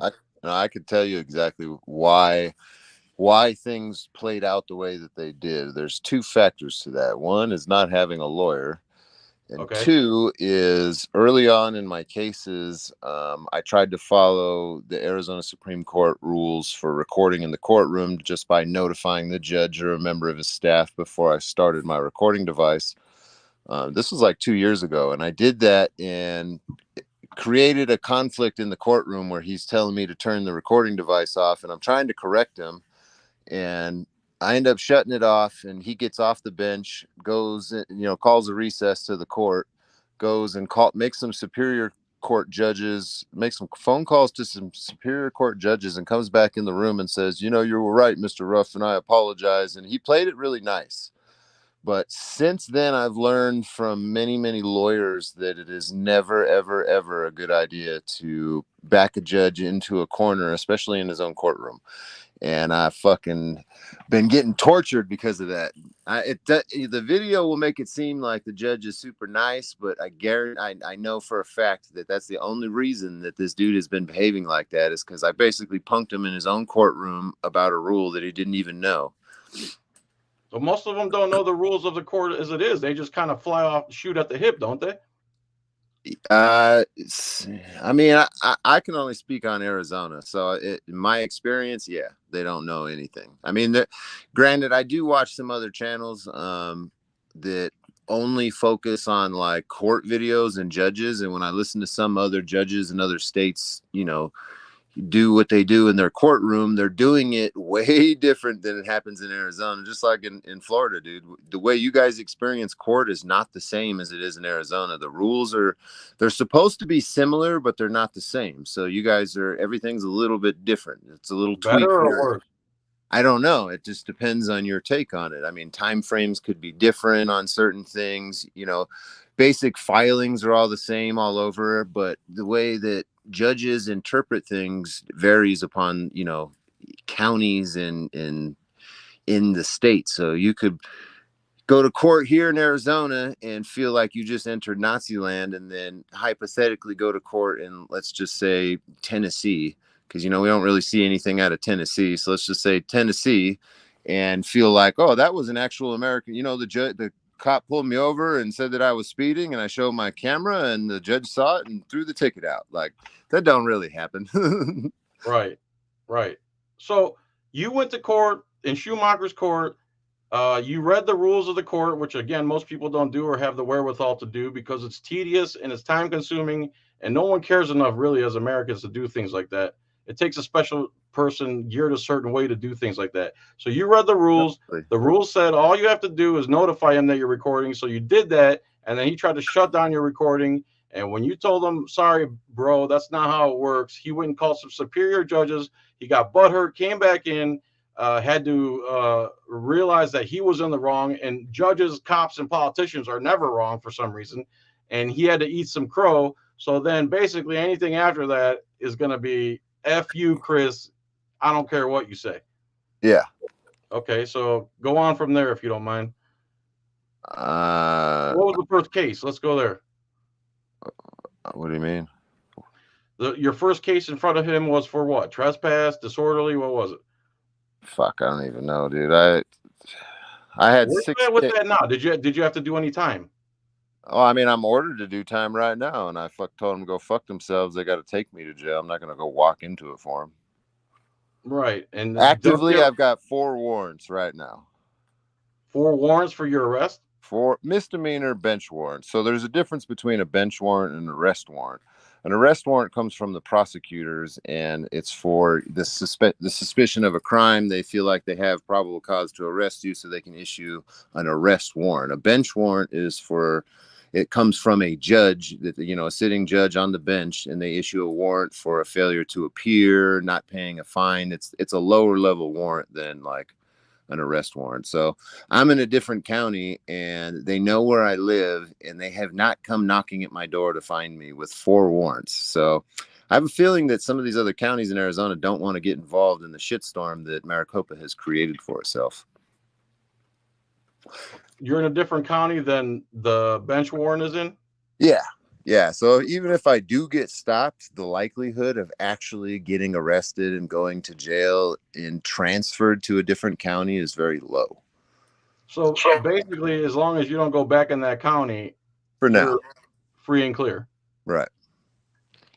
So I'm assuming you're never going to go back to that county. No, that's not what's happening. No, I haven't really told anybody, so you're kind of going to get the first tidbit of information on what the plan is. But since it's already, huh? You said, give it to me, Poppy. Since it's already happening, I mean, there ain't really much that they can do to fuck with it. So, the lawyer thing has changed. I'm not going to go into detail, but I do have a lawyer. I have a friend that is a lawyer that got his reciprocity for Arizona, which means that he was a lawyer in a different state and got approved through the Supreme Court of Arizona and the bar of Arizona. So he's a practicing lawyer in Arizona now, and we are going to take the next year to put some cases together on paper, gather evidence. I mean, there's not just me involved. There's many people that are involved in this. And Arizona is going to get hit with a shitstorm. All the times that you guys heard me talk shit on my videos, and I tell them, I'm going to sue you, and I'm going to sue you, like that. It ain't happened yet, but that don't mean that it's not going to happen. And it's not going to happen in the form that everybody thinks. So there is some shit in the works right now. Probably within the next 6 months to a year, I'm going to go pay all my warrants and hand out, about a handful of federal lawsuits, different kinds of federal lawsuits. Anybody specific you're going to be suing? I mean, every municipality that you've seen on my YouTube channel is going to get hit with a lawsuit that they're going to have a very slippery slope to climb to defend. Anybody outside of the municipalities are going to sue anybody directly, like personally? No. Okay. No. So the goal really here is to sue these municipalities under the Monell Doctrine. If you look that up, it's the ability to sue a municipality as a person using the 1983 doctrine. You follow the Monell suit for patterns of practices and abuses that have led to civil rights violations of one or multiple people. And it's a way around qualified immunity because a municipality does not have qualified immunity. And it's a way into deeper pockets than would pay out for a 1983, because not only, you're not going into somebody's personal vault, you're hitting all the taxpayers' vault. So when we do that, and these, not all of them are going to pan out. We're going to lose a few, but when some of them do pan out, we are going to spend the money on our lawyer, and then basically I'm going to make a few videos for the taxpayers of Arizona and rub in the fact that we won all this money off of a lawsuit because of how stupid everybody is that you voted in and then you paid for to continue keeping them in that job. So we really want to push that point home, that there are a shitload of taxpayers that watch our channels and they don't even realize they hate these videos, but They don't realize that they are the ones with the power. You know, you guys are the ones with the power, but you're also the ones with the pocketbooks that every time that they fuck up, they dip into and take your money. It was supposed to fix the road that you drive over every morning for work, and you get mad because you hit the pothole, or you know, you wish your kids were going to a better school. All those wishes could be achieved if we didn't have to dip into tax money to constantly be paying settlements across the entire United States. Yes, sir. I just want to rub that shit in. I want to burn. I mean, if it was, I don't know if it's illegal or not. I haven't actually looked into that. But if I can burn $10,000 in cash and just like a fuck you, like this is what we won from a lawsuit. Here's what I think of $10,000. And I just want everybody to know that's watching this, that this is your money that I'm burning. And the reason I'm burning it is because of the police that you saw in my videos. Can you like burn $1 and send me the rest? That would defeat the purpose. I'll do like the whole time they've been fucking with me. Right? Hey, the whole time they've been fucking with me, they think that it has something to do with money. You hear it in court cases all the time. You hear cops say, "You're just looking for clicks and views and trying to do." Bro, that shit pisses. Like I would literally light 10 grand on if I had it on fire just to show that these public. So I don't give a shit about money or clicks or views. I have children that are going to grow up in this world, and I don't want them to experience you. Exactly. It has. You know what? People have been saying, they say that to me too, and I've been doing this since the early 90s, and there was no internet, and I wasn't getting paid. And I started with the IRS and how, you know, they're basically an illegitimate bureaucracy. So they have nothing else. They have nothing else. Mm-hmm. That's their only thing they got. They stick to it. And when you have nothing else, there was just some hater in here calling me a fake tough guy. When I gave him the link to come in, he ran like a little girl. Yeah, so, I mean. Oh, yeah, that's another thing. DirectD's tens and tens of viewers. They say, oh, your one follower is going to see me, blah, blah, blah. Like when they say that to Long Island, or they say that to me, the one journalist from Channel 8 said, you're just a guy here waving a phone around. I go, I have 60 million views. You might want to try it my way. So right. Dude, thanks so much for coming in. And you want to add anything else? Nah, man, I didn't even know what are you guys talking about originally? We're talking about I got trespass from the DMV, and we're talking about how anyone in the country now can serve a notice of intent to sue to Pasco County for violation of First Amendment rights. And then Tracy broke down Sheets versus Punta Gorda and how the judge in that case is a complete imbecile. And then we moved on to you. So notice of claim is only for state level suits. Notice of intent to sue. Well, I know you don't need to do none of that shit for a federal suit. No, we're not talking about federal. We're talking about in like Rogue Nation. What he'll do is he'll get his rights violated. He'll write up a notice of intent to sue. He'll deliver it to the chief or whoever it is. He'll say, "This is my notice of intent to sue. I'm asking for $5,000 or $10,000. It'll cost you $20,000 to litigate this. You could just pay me the money and I'll go away. And if they decide not to pay you, then you go with the 1983." It's just a note. Yeah, I get what you're saying. Anything else? No. Thanks, Chris, man. I really appreciate you coming on. Yeah, you've been on for a while, man. You have a good day. I'm enjoying this. I appreciate you, man. I appreciate everything you do. You got balls bigger than a smart car. I love your style. I'm just stupid. I love your style. I don't care if other people don't like it. And I can't thank you enough. Appreciate you, man. All right, brother. Have a good day. All right. All right. Up next, April. You ready, April? What are you showing me? The boats in the harbor? There we go. Hi, April. Hi. You need to see that instead of me. I've been sweating for 18 days in a row from the heat. Oh, I love a sweaty freedom fighter.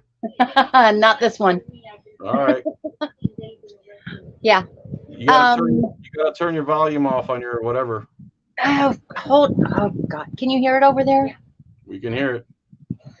Well, dang, it should have been far. I'm far away from it. Hey, hang on. Give me 1 second. You're going to look at the ceiling. That's fine. You might get a butt show. Hold on, sorry. Oh, show us your butt. You wearing pants? Okay. Oh, your butt's making some weird noises. It's not time for you to talk, Jack. Now he wants to talk. What up, Jack? Okay. Okay. There. All right. Hi, everybody. Yeah, I Hey, look April. naked, but I do have clothes on, but I thought That's my butt fine. was going to go over the screen. You look beautiful. And can you hear it still? I hear something back there. Dadgummit. All right. One more second. Why don't you So just shut sorry. it off? I am. I'm going to shut the whole. I had the speaker on. Throw it in the ocean. 1 second. All right.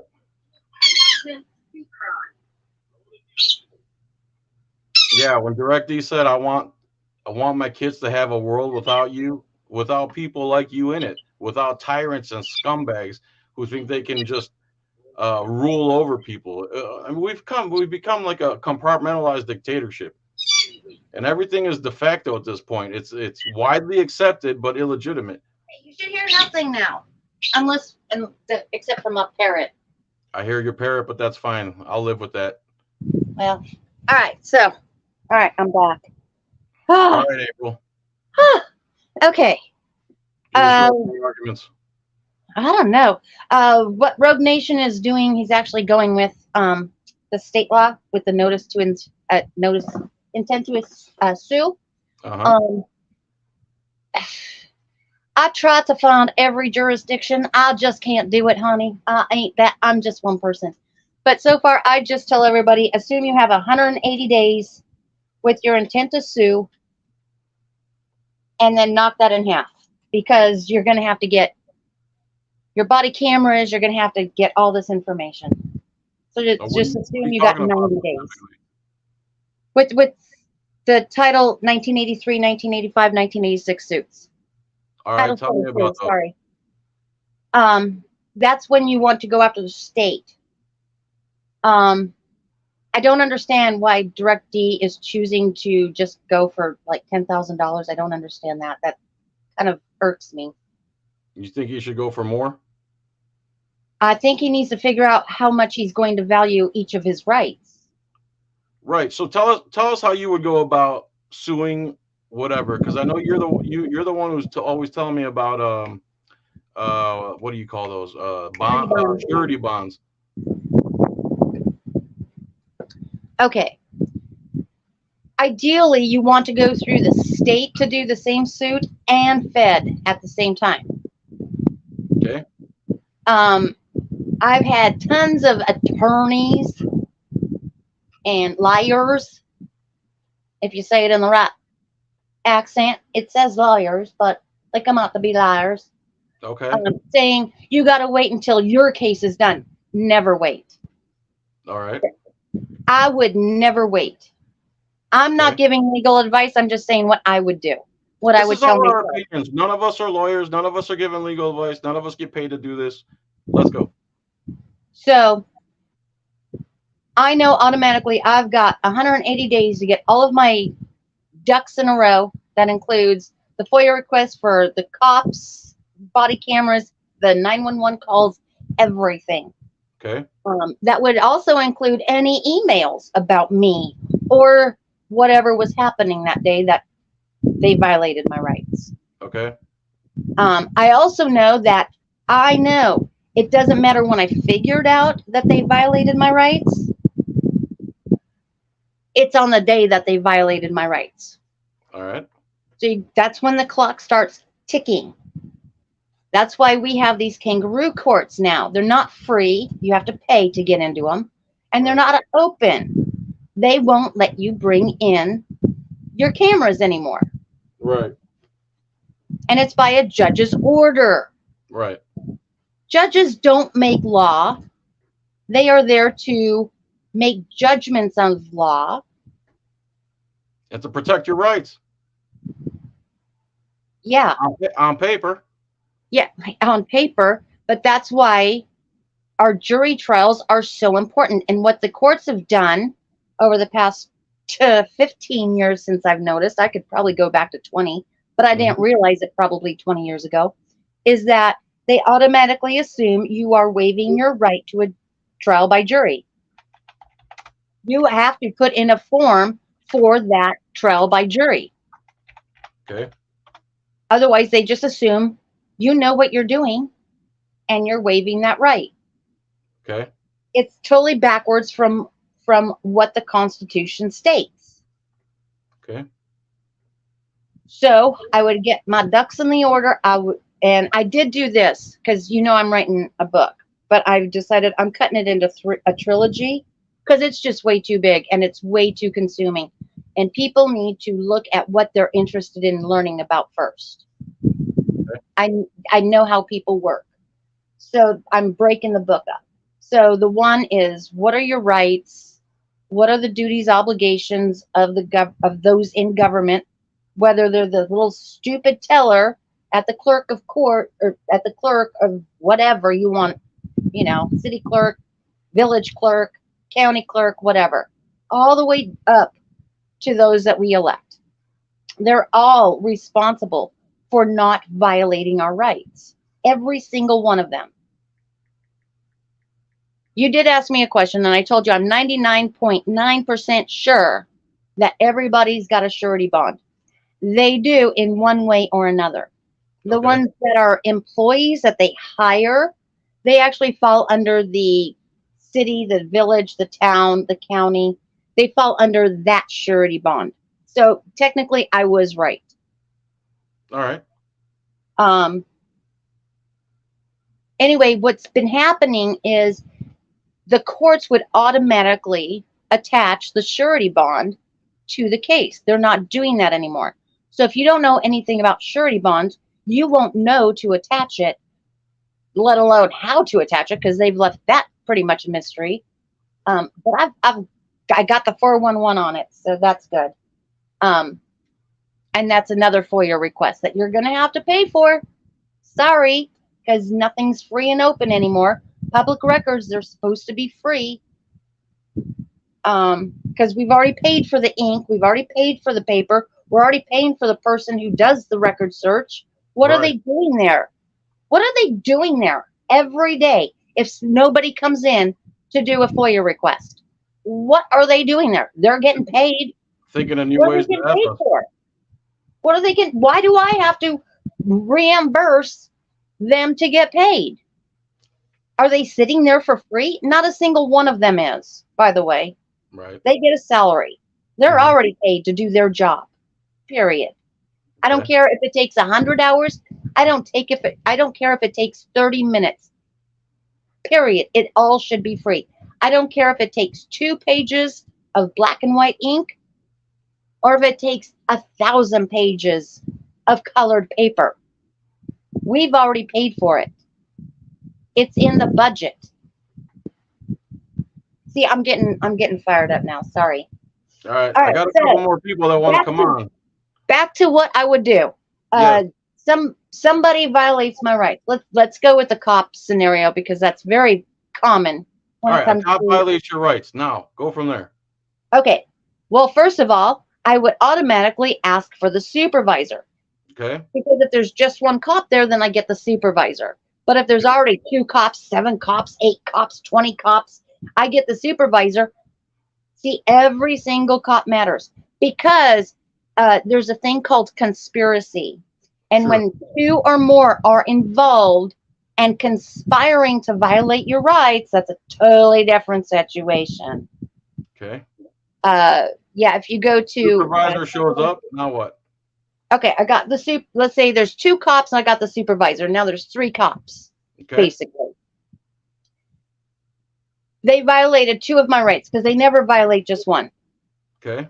So at a minimum, it's 2 cops, or all 3 violated 2 of my rights. I value my rights at $350,000 a piece. Okay. So it's $350,000 times 700,000. All right. Times 3 because of the 3 cops. All right, 1,100,000. Let's go. Times 2. Times 2 because they violated 2 of my rights. Okay, 2 million. So that's what my base is.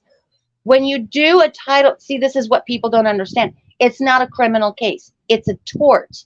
It's a violation of a contract. They are violating the public trust. They violated my rights. All right. The public trust says they can't violate my rights. That's why they have surety bonds.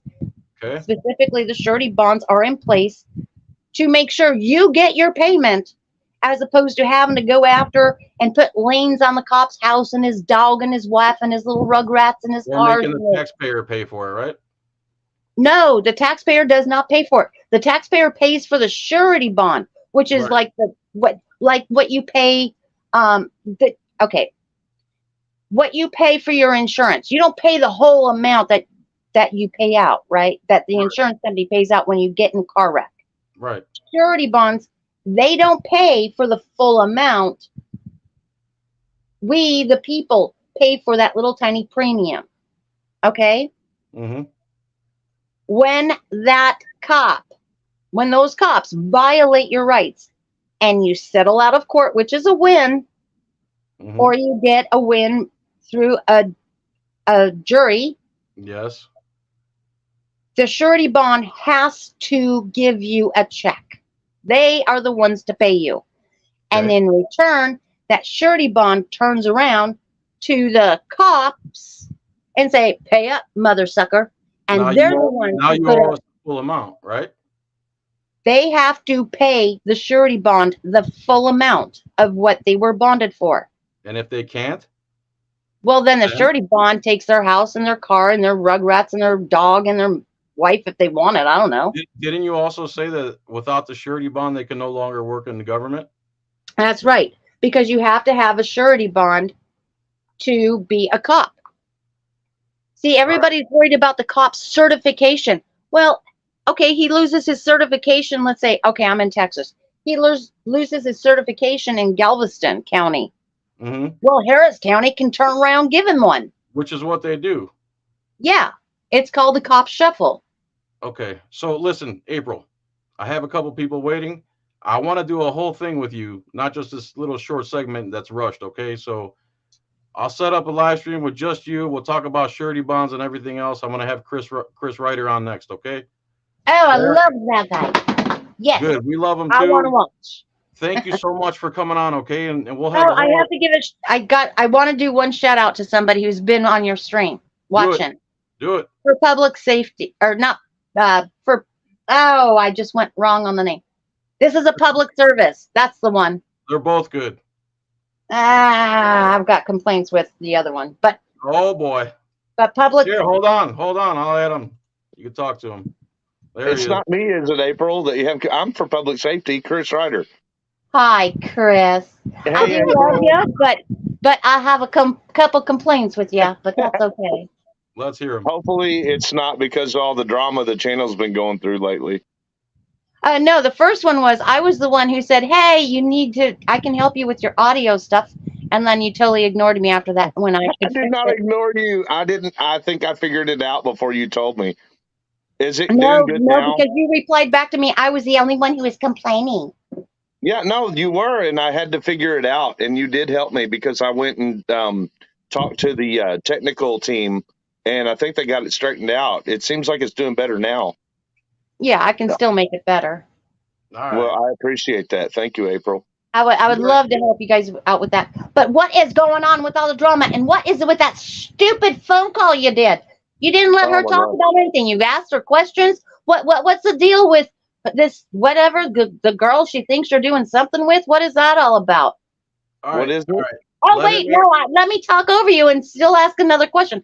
That was really annoying. I want my time back, Chris. I really want my time I back. don't know which video you're talking about, April. I would address it. I don't know which one. The one where you called the what? It's the shart. What? You called shart. That might have not been mine. You called shart. What shart? Where you described it very well. It's when you fart but extra stuff comes out. You shart. I do know what I'm talking about. You might, but I don't. I don't know what you're talking about. All right, I mean, I know what a shard is. I did that when I was like 20 one time. I did You that. I was just put drunk. out a video of you and Shart, and it was a back and forth, and nobody would answer, and nobody would. I just watched the video today. All right. Well, what I've been He's putting the out mole. lately, It's the mole. It's the mole. what I've been putting out lately has been in defense from major attacks from Tiffany's ex-husband. Oh, Oh, no, that's right. you put out, you made a call to Shart. You called her 3 times. She finally answered on the 3rd call. No, that's not my video, April. I'm sorry. I watched it on your video. All right, April. Put the link in the description, and we'll talk Yeah, about let it me later. know. Yeah, let me know what. Link it to me I'll so I have you know. back on, okay? Oh, Chris, you know what? I do have you confused with the other one. Never mind. I was like, what? So sorry, Chris. So sorry, Chris. Yeah, It's because okay. I wanted to help with your audio, but then I went off on thinking of, I know what I'm thinking of, what the hails with the Shart Oh, person. yeah. I've had a lot of people tell me that my channel's kind of similar to What the Hell. Oh, it pulls back up. That's why I got confused. So sorry, Chris. No, you're fine. I was just All right, wondering what you April. were talking about. I am getting ticked off at people calling you elevator boy, though. 'Cause Well, I don't mind like the fun, when they're trying to just be criticizing, but that situation, the group that's doing that, they have wreaked havoc on our life for the past week, and there are criminal charges coming. We are filing. Well, we already filed a lawsuit against 4 other YouTube channels owners, as well as my girlfriend's ex-husband from 15 years ago. yeah, Billy, William, whatever you want to Yep. call him. I have That's my right. own little personal name for him because I have a man like that in my history. All So right. Oh, I've got my man, own little name. Let me talk it's to Chris scary. for a while, April. All right. Hey, Chris, let's connect though. Yes. You got it, April. Just hit me up. You got my email. I got it somewhere. Thanks for coming 04 on, Sorry, April. I confused you suddenly with what the hell's. It's okay. It's 04publicsafety@gmail. Yep. Thank Okay. you, All right. April. Hey, We'll give talk to you later. Tiffany a hug for me, but don't squeeze her too tight. I will. Okay, will do. All right. See you. All right. John, I finally get you here on a What's up, brother? StreamYard, buddy. How What's you up, been? man? Oh, you kind of heard the gist of it. We're just, Well, trying to. please regist it, because when there's more than one person on here, my brain starts to scramble. You and Tiffany are a couple. Your channel started not too long ago, right? Yeah, we're about a year old on YouTube. Okay. And what Tiffany made you start YouTube? We were the victims of a botched police raid. That's where they broke Tiffany's back, right? Yep. And why- She's official misconduct. Her channel is official misconduct. Your channel is for public safety. Which police raided your house? That's a loaded answer because we're in an area where they have a regional SWAT team, so it's the whole region. And the agency that started it was out of Clark County, Indiana, but we don't live in Clark. They came from Clark to me, and it was based on 2 reasons. One, they falsified information because they wanted to get into my house. So Who they wanted to alleged get in your that the cops, the narcotics team for Clark. Clark County Sheriff's narcotics team wanted to come in your house. Correct. Why would they want? Why? Well, because they had been given false intel from, I think, with the sources probably made himself known this week, but I'm not going to say the name. So possibly somebody's ex. Yeah, okay. possibly. Right. So they wanted to come in your house based on false info. Well, hang on, John. They came in my house because they said that they thought I had a stolen motorcycle and trailer, which was in my driveway, but it was definitely not stolen. My uncle had just died, and he had written a will and specified that he wanted me to have, control over the motorcycle and trailer. So they knew, they had already investigated that, and they knew that it was given to me by the courts in Florida and that it was willed to me in my uncle's will. So they acted like they didn't know, and then wrote a fake PC and a falsified warrant to it. And then, I mean, it makes sense, right? Like, Why would you bust in somebody's door with a SWAT team for a motorcycle that's in the yard, in the front? I don't know. You can't fit a trailer or motorcycle in the house. So a regional SWAT team shows up at your house. Do they break in? Yeah, they busted in the door and fired firearms and put me in Really? handcuffs and slammed me on the ground and beat the shit out of me, hit me with guns. Tiffany was trying to record it. Who did they shoot at, and why? That they just shot. I don't even know, bro. Like, I mean, we got the shell, but we don't know where the bullet went. Okay. Okay. My dog's still alive, and I'm still alive, and that's who was at the door. They had all the lasers on my vitals, and I don't know how I didn't die. But I thought when I heard that boom and I felt it, because you could feel the percussion from it, I thought for sure I was dead, man. Who was home? Me and Tiffany and the dog. They didn't shoot your dog? No, they tried to. One of the cops kept radioing saying, permission to kill the dog, permission to kill the dog. And the SWAT team manager, the director for the SWAT team, he kept telling him no. Oh, I'm shocked. Usually that's the first thing they do. So they bust in your house, they start shooting, and then what? Well, it was one shot. And then I hurried up and put my hands up to the window of the door, like I pushed the door shut when they fired the gun, and I put my hands against the window to it, and I said, don't shoot, let me out. So I opened up the door, and I turned around and gave my hands to the cop closest to the door, wanting him to cuff me. And he went ahead and cuffed me. And right after I was in cuffs, a cop by the name of Donovan Herod, he's fired now, he's not working with them anymore, however they put it. But he jumped over the porch rail while I was in the handcuffs, picked me up in a Nelson, and was hitting me with the gun. At the same time, he's slamming my face around on stuff. And then I had to just stop him because he was hurting me. So I just stiffened up and I went forward and fell with him on me. And that's when Tiffany came to the door where she was holding her phone, recording it. And he seen her recording, went over to try to take the phone out of her hand and yanked her down and broke her back. That wasn't the end of it. I mean, they wouldn't give us medical. They wouldn't tell us what the warrant was for. They raked our house, man, destroyed everything. Everything. For a motorcycle? Yeah, allegedly. What were they going through your house for? And what did the warrant say? Did you ever see the warrant? Yeah, we finally got the warrant after they'd already been here for 4.5 hours, destroying everything. Describe the person or things to be seized and or searched? It just said that there was a motorcycle in a trailer. Inside the house? And the paperwork to the motorcycle and trailer, which was my titles in my name. So what? They ransacked the house looking for the title to the motorcycle?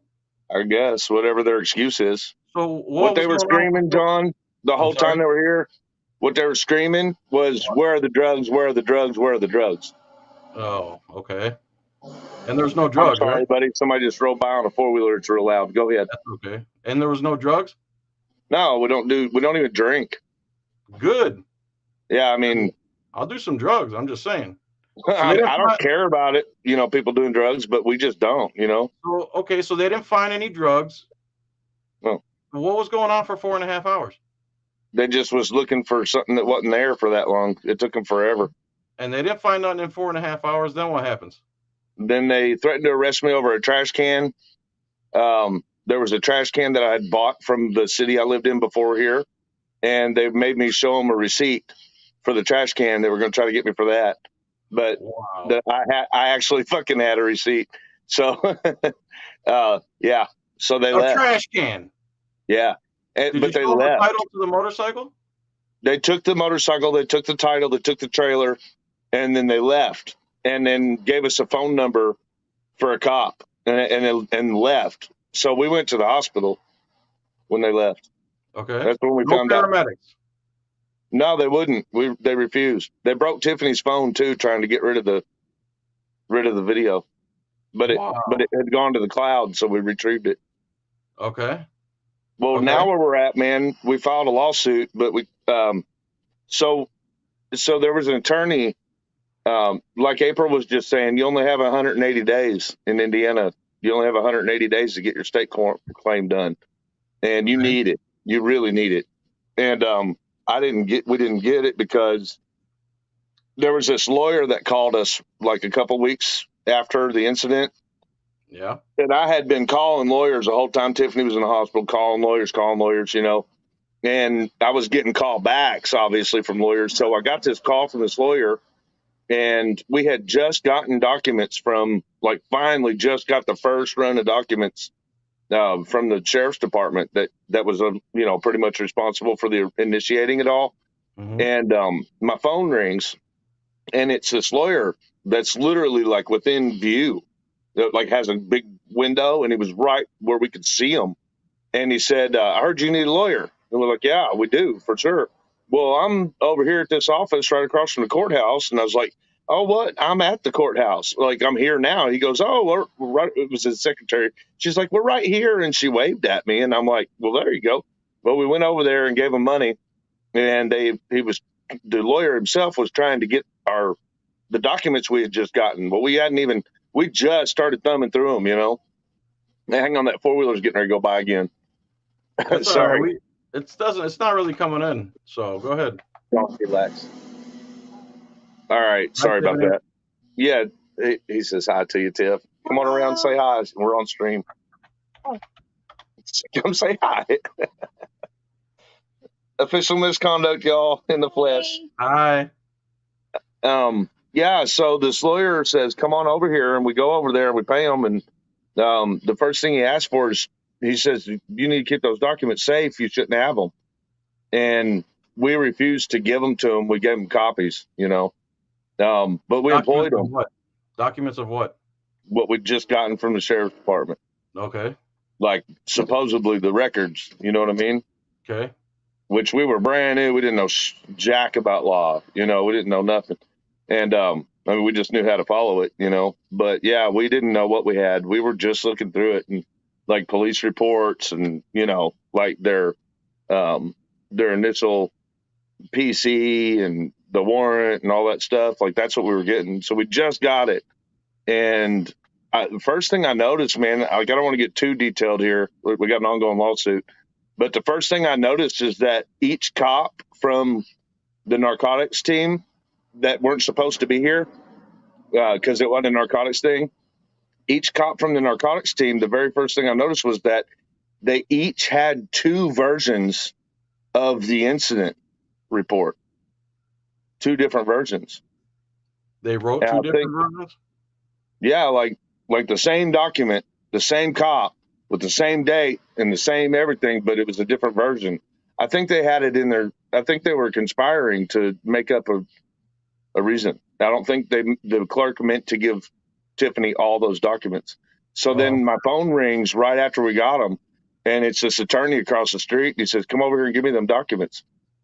And I'm pretty sure that whole thing was conspiracy, because later we found out. So that lawyer didn't file anything for us.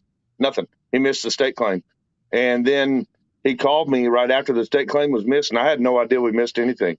He calls me up and he says, you know, I'm not feeling comfortable about taking this case. I'm best friends with the guy that broke your girlfriend's back. Wow. Yeah. And then we just found out recently that not only was he good friends with the cops, but he also was the city attorney in the same county. Talk about a conflict. So he was trying to stall you. He did. He fucked us up completely. I'm sorry. Can I cuss on your channel? Whatever at this point. Go ahead. I'm sorry, buddy. It's all good, man. Go on. I mean, I freely cuss. It's an issue. All right. So, yeah, he screwed our whole case up. We couldn't get another lawyer because he missed the state tort. So we had to file it ourselves in federal court without the state claims. And now we're really suffering because of that, because those state claims really hold your lawsuit in place. Like, it's a lot harder for them to get dismissed. It's a lot more that you can add on. You know, the value of the case is a lot higher. Like, you really need to cite all the state laws they broke. You know what I mean? So we ended up missing that. Who were you filing a lawsuit against? It was the regional SWAT team, and then all their departments, because they collectively come from different departments, and then the Clark County prosecutor, and then the Clark County Sheriff's Department. That was who all was there. And you ran out of time because the lawyer jacked you up. That's on the state tort. Okay, so you are filing a federal, was it No, we already did. we're in it. We've been in it for You 2 years. filed a 1983 suit against the regional SWAT team and every officer in which agency they came from. Yeah, and Clark County for initiating, along with the prosecutor that did it. Okay. But the recent movement is scary because we might. I don't know if we're going to be able to salvage this or not. But we just found out, like literally, my phone is sitting on the packet that came in the mail today. We must have made a mistake in one of our filings. Well, actually, I know we did. There was some kind of miscommunication on our last filing, and because we were trying to amend the complaint when we found out that lawyer was a city attorney, so we wanted to add to it, and there were some things that we needed to add that we learned, throughout the years of investigation on it, that we needed it to be in the original complaint. So it's called amending the complaint. Right. Well, what we thought we were doing was amending the complaint. And then it was kind of like coinciding because they keep, the defendants have been always motion to dismiss, please, motion to dismiss, please, like they always do that. So they had just sent a motion to dismiss from the prosecutor's office. Well, we had to reply to that because you got to respond to them. So we were replying to that, but at the same time, we were also filing a request to amend the original complaint. Well, I think what we did was we might have missed a form, like a request for the judge to accept the amended complaint. Because I'm just now looking at the answer. You know what I mean? I think that might be what happened. So we might be able to salvage it and go back to the judge and say, hey, man, we didn't mean to do it without asking you. We're going to ask you now formally, can we put this amended complaint in? Because the answer to the reason for accepting a bunch of dismissals, which isn't the whole case, but a bunch of people that were sued, got motions to dismiss filed. And the reason on it says that you can't change the complaint in a response to a motion to dismiss, and then cites the case law. So I think it was just confused. I think the court was confused on what we were saying. We weren't trying to change the allegations as the response to the motion to dismiss. We meant for it to be two separate things. We responded to the motions to dismiss, and we filed a new amended complaint. So I think we were supposed to request to file the amended complaint, then it would look separate. So hopefully we can fix that, because if not, they let not all of them, but they let some bad apples get dismissed. Bad apples with no jury. Evidence hadn't even been turned in yet. And they haven't been depositioned. You know what I'm saying? So if that happens, like if we screwed up and they did get all the way out of it, it is a complete injustice, John. Yeah, of course. So it's not over though, right? No, we're not over. I mean, anyway it goes, our lawsuit's still going, but it's only against like a few people now instead of like everybody. And it needs to be everybody. You can't whatever to get everybody back onto the lawsuit? We're going to try next. That just happened. Okay. I know the trolls have already been saying that we lost and all that, but they don't understand that, we're pro se and it's a little more lenient for people because we make some honest mistakes. And we're going to request a telephonic conference and see what we can do. So, I mean, this just happened. Like we just got served that today. They went on Pacer and found out about it the other day, but we just got it today. So now it's time for us to respond. Which, of course, we're going to respond and try to get it back to where it should be. It says what mistakes we made in this response. It's just people that are reading it don't know what they're reading very well. You know what I mean? And we may, they may get out of it because of this. It's not a good judgment. I mean, it's not a cool situation. It's pretty bad. So all these videos you're making where you're doing records requests and they're arresting you, and so is that all tied in with this? Not all of it. Most of my I guess my original video, for my channel were kind of just our case stuff, and then people started reaching out that were victims also, seeing what we were doing, saying, I got this problem and that problem like you, and then I would do it for them, So now I just do it for other people and us, And you helped the one guy who had like the show car. Yeah, who yeah, the got truck, cut off. Jeremy. So Yeah. what? Okay, the one cop arrested you in the lobby, saying that you're a different Chris Ryder, and you smoked a joint in 1994. Got caught with a joint. You're close. That was Hardin County, and the victim in that was a guy named Tyler. Joe Tyler is the father that I was there with. His son Josh had been beaten by the cops real bad. 28 strikes with a mag light and kicks, I saw and that. Yeah, I saw that video. yeah. So that was the Tyler incident that I was going there for, and the cops were just like, we need to get rid of him. You know what I mean? Like, this guy's embarrassing us bad, like making us look bad.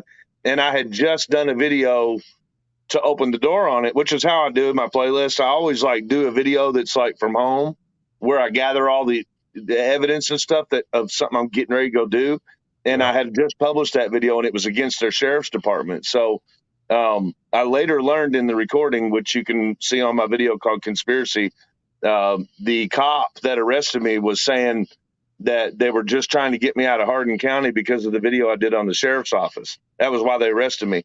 But what they said is that I had a warrant from 1998 for a marijuana cigarette that it's never been me. And then the name on the warrant was not spelled the same as mine. There was the address that they had on there never existed. It's And they never existed. They changed the name after the fact to match your name. Yeah, they've been changing everything as they go. So like they had my name changed before court to my real name, and the judge saw that it was misspelled on the other document and said, hang on now, and that's why she let me out without paying anything. I mean, I still had a bond, but it was paid by the court. So that case got dismissed? No, not yet, man. They're trying like hell to keep me from lawsuit. In Kentucky, the lawsuit statute's only 1 year. Matter of fact, I'm collecting money right now for my criminal defense because I keep paying for lawyer. Well, I've been paying a lot of money to stay afloat. You know what I'm saying? And some of that went to attorneys, and then I've tried different avenues because they were basically like everybody that I was sort of, finding to help me with it attorney wise. They were pretty much needing me to plea, and I'm not going to plea. I'm not going to plea bargain. It wasn't me. It wasn't me. So why would I? Not only that, but they're so far past statute of limitations on so many factors. It's so easy to prove that this is bunk. Everything from even the citation that they said, the original ticket for the joint, it was written in 1988, not 98. So how can they, now, it's what's too keeping fabricated. it from being done? What's keeping it from being closed? For me to finish collecting $1,500, I got a lawyer that's going to do the lawsuit, but it's a firm, and I've already spent a lot of money, so I can't keep asking people to donate. You know what I mean? I got it, but what's keeping that case from being closed? I don't get it. Just the lawyer that I got set now, he's going to get it dismissed for sure, but I need to pay him the $1,500, and I'm at $750 now. So as soon as I get to $1,500, he's going to get it dismissed. But I got a court. Been to court twice over that already? I've been to court 5 times over it, but I was trying to get it dismissed with, first I tried to get dismissed with the lawyer. That didn't work out. They wanted me to plea. I said no. I had to let go of that attorney because, he pretty much felt like he was at his dead end. And then, I went through like a couple other attorneys there for a little while and then ended up not feeling comfortable when it came court time. And then ultimately, I just wanted to give the prosecutor, I wanted to slam a few of that for solid evidence stuff down his desk and say, look, dude, you should just dismiss it based on this. And I did that. So I went unrepresented once. Yeah, just once.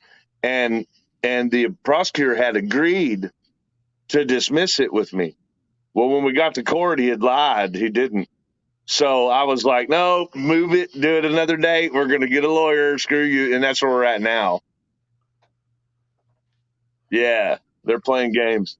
So, but I got an attorney, man. Times you go to court over that is one of the most bogus charges I've ever seen in my life. Huge waste of resources. Huge waste of resources. What? Why can't the judge step in and say this is complete BS?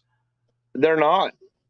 Why? They don't like you either? I've had 3 judges now, and none of them have dismissed it for me. I don't understand it. Like, I'm like, dude, you got such a poor, so much of this investigation material is so bad that you look bad. You This look is real, Indiana? like your police. I'm sorry? This is Indiana? No, it's Hardin County, Kentucky. I drove to Hardin County, Kentucky, and then that's what happened, which I live like an hour away from there. Good Lord in heaven, dude. Yeah, it's still going. But you know what? I had a stupid little trespass trial, and I had anxiety. I couldn't even imagine the type of anxiety some of you, like you, Direct D, and some of these other people, like 5 court cases from a joint from 1998 from a guy from a person that's not you. That's yeah, I know. astoundingly crazy. It's actually looking like they made the whole case up from scratch. Of course they did. Yeah, like it's starting to look like there never even was a real marijuana cigarette, because the address that they gave has never existed. I'm not saying it was never mine. I'm saying that if you drive there or look at the records for the city plat, that address has never existed. What about the person? They're saying the person was me, but spelled different. Why would it be spelled different if it's you? Well, I mean, good question, right? I think they just misspelled it when they were fabricating it. That's what I think. And then they made an address up, and it ended up not working because it didn't exist. You know what I'm saying? Like, it keeps getting deeper and deeper for them. I mean, but this new lawyer, like the guy that I'm going to be getting, John, he is completely confident. He's like, we're getting this dismissed for sure. And then his partner, which it's actually the other way around. You got the big guy and then the staff that works at the law firm. The staff that works at the law firm, I got a really good criminal lawyer for $1,500, that's really fair. I wish I'd started there. You know what I mean? But unfortunately, I've tinkered around cat and mouse and spent money and done all this. But anyway, when I get him, he's absolutely confident it's going to be 100% dismissed, and he's doing it for the 1983 attorney who is filing a lawsuit, and it's going to just roll. Is it going to be dismissed in time for you to sue? Well, it has to be dismissed by September 6th because that's my court date. How much time do you have to file the 1983? Just pretty much right off that one. Like, okay. I mean, it needs to really kind of be filed now, I'm begging that you come back when you sue these pieces of garbage, and I want you to win millions of dollars, whatever it is. I want it to be enough money that you don't have to worry about money for a while, and that's the end of it. Because I'm not a violent guy, man, but I just want to punch stuff right now when I hear stories like this. I know it's aggravating. I keep my composure, but like, people wonder why, when I go to these agencies that I'm cussing and ranting. Well, it's because they do this kind of shit to us. You know what I'm saying? Like, they insult your intelligence. They act like you're dumb. They treat you subhumanly. Yeah. They think they're going to push me out. All I'm trying to do is file a complaint. I know what their job is. Like, I know how to make them do it. I'm the kind of guy that sticks a foot in the door and says, I ain't leaving.